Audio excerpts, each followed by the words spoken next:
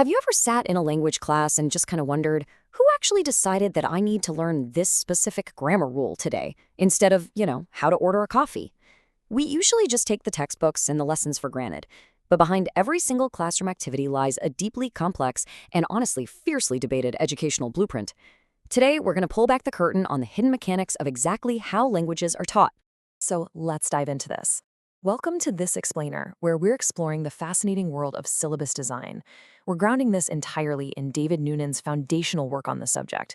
We are going to uncover how educators make those invisible choices that shape everything you experience in a language classroom. It's a really cool journey, taking us from high-level educational philosophy all the way down to the specific tasks you perform sitting at your desk. Here's our roadmap for today. We'll look at curriculum versus syllabus design, broad or narrow focus, what learners actually need, the Munby 9-element model, general versus specific purposes, and finally, process versus product orientations. Let's get right to it. Section 1. Curriculum versus syllabus design. Think about language teaching like architecture.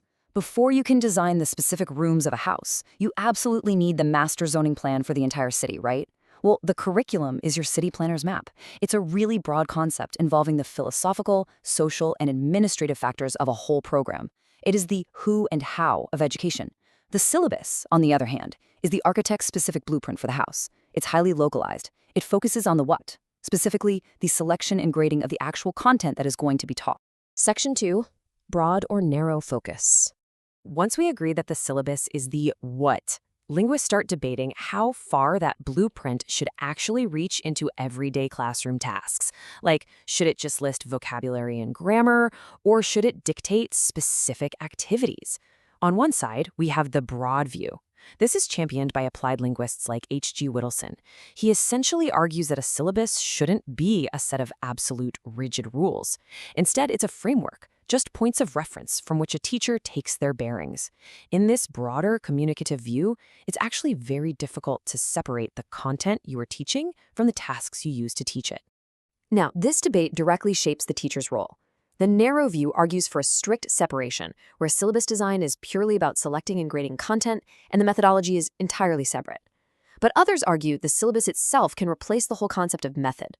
As Janice Yalden points out, it can be the bridge that connects the learner's aims with the actual classroom activities. Section 3. What do learners need? So if a syllabus is meant to perfectly fit the learner, how do we actually figure out what goes into it?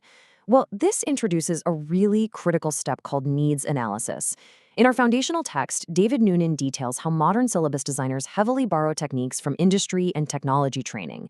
To build effective frameworks, we literally have to look closely at the learners themselves and collect data. We have to ask the big question, for what exact purpose is this learner learning the language? To answer that, designers have to balance two distinct types of data. First, you've got objective data. This is your factual, biographical information, things like a student's age, their nationality, their current proficiency level. Then you have subjective data. This relies on the learner's inner world, like does the learner prefer to learn through interactive games, or do they want explicit grammar study? What are their life goals? Both types of data are absolutely vital to shape a syllabus that actually works for the real human being sitting in the room. Section 4. The Munby 9-element model. Now, to capture all this data, designers sometimes use massive frameworks, like John Munby's 1978 model. It attempts to build a comprehensive profile using 9 distinct elements: the participant's identity, their purposive domain, which just means why they need the language, the setting where they'll use it, who they'll be interacting with, the instrumentality, meaning is it spoken or written, the dialect, the target level of mastery, the specific communicative events, and finally the communicative key, which maps out the specific attitudes and tones required. It is incredibly thorough, but it's worth noting that critics argue it's way too mechanistic, focusing so much on granular data points that it becomes pretty tough to apply in a busy everyday classroom. Section 5. General versus specific purposes. All of this needs analysis ultimately shapes the entire format of the course. Are we training someone for a very specific job, or are we educating them for the world at large? This leads to a really provocative dilemma in language learning. If we hyper-specialize a syllabus, say creating a course specifically called English for Biological Science, does that lead to what linguists call a restricted competence? Meaning, if you only learn language for one highly specific purpose, are you accidentally limiting your overall ability to just communicate in the real world? Woodison provides a fascinating distinction here. English for specific purposes, or ESP, is essentially a training operation. It aims to provide restricted competence to cope with clearly defined tasks. On the flip side, general purpose English, or GPE, is an educational operation.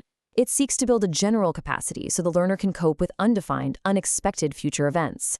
One focuses on your immediate aims, the other prepares you for anything. Let's anchor this with a tangible example from the text.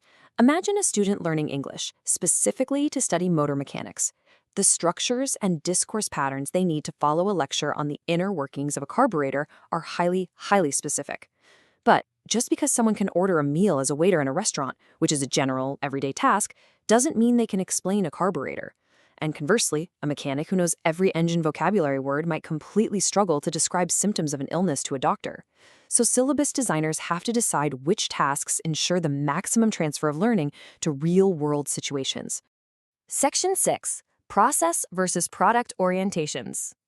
Okay, this brings us to a massive conceptual shift in language teaching. Traditionally, a syllabus is a product, meaning the end result. If a designer lists out grammatical structures or a specific set of vocabulary to memorize, they are creating a product-oriented syllabus. But let's look closer at the process syllabus, a concept championed by researchers like Breen and Candlin. In a process syllabus, the focus shifts entirely from the what to the how. It's intensely learner-centric. Instead of arriving on day one with a predefined, rigid list of grammar rules from a textbook, the syllabus is actually negotiated between the teacher and the learners. It's a shared journey. The core unit of this syllabus isn't a linguistic structure. It is a pedagogical task. For example, instead of a product goal like today we will memorize the future tense, a process goal might be a problem-solving task, like working in a small group to plan and budget a weekend trip to London. The actual language, the grammar, the vocabulary, the future tense emerges naturally as a byproduct of trying to complete that communicative process. It totally prioritizes the learner's cognitive and problem-solving skills over rote memorization. It's all about experiencing the language in action. And that brings us right back to the core academic debate that shapes everything we've looked at today. Is language a product to be memorized or a process to be experienced? The next time you sit in a classroom, take a second to look at the activities you are being asked to do. Are you just accumulating discrete parts of grammar, or are you engaging in tasks meant to stimulate the learning process itself? Think about the hidden blueprint guiding your learning. Thanks for joining me on this explainer, and keep questioning how you learn.